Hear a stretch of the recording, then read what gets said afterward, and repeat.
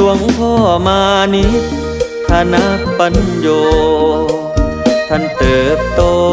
ด้วยบุญหนุนนำมีความเพียรเรียนรู้ประจำทั้งภาคธรรมะภาคโลกียะรวมกัน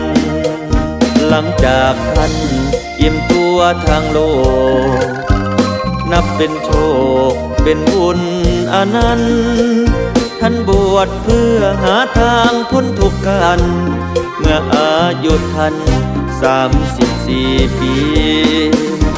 เดินธุดงค์และปฏิบัติธรรมเป็นผู้นำรวมศรัทธาทุกที่สร้างวัตถุสถานสำคัญมากมีจนถึงวันที่ได้รับพุทธบัญชาให้สร้างพระเจ้าใหญ่สีเชียงของเป็นศูนย์ธรรมส่องของศาสนาให้สาธุชนกราบไหว้บูชาเป็นที่พึ่งพายึดเหนี่ยวจิตใจศาสนาในกึ่งพุทธกาลภารกิจสำคัญท่านสืบทอดไว้กับองค์หญิงดอกสร้อยผู้เลื่อมใสต่อมาได้เป็นพระพุทธเจ้าน้อย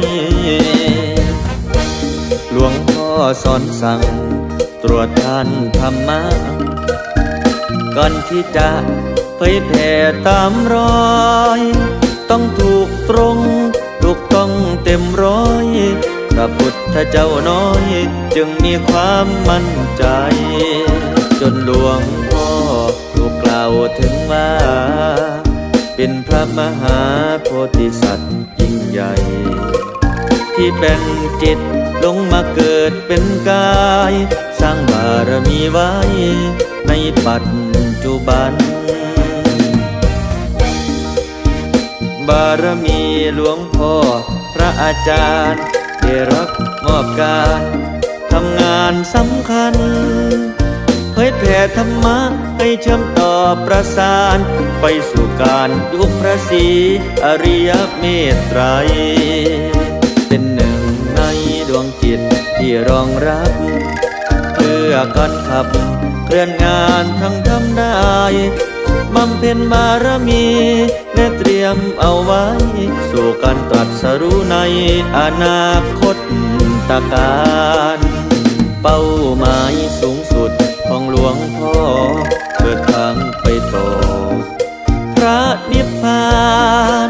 ช่วยเหลือดวงจิตหลายพันล้านให้กลับสู่การพระนิพพานปรมัตถ์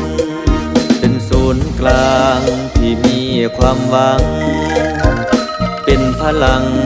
มหาจักรพรรดิและแด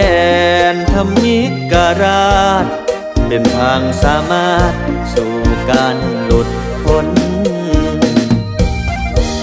หลวงพ่อมานิฐานะปัญโยเปรียบเหมือนร่มโพ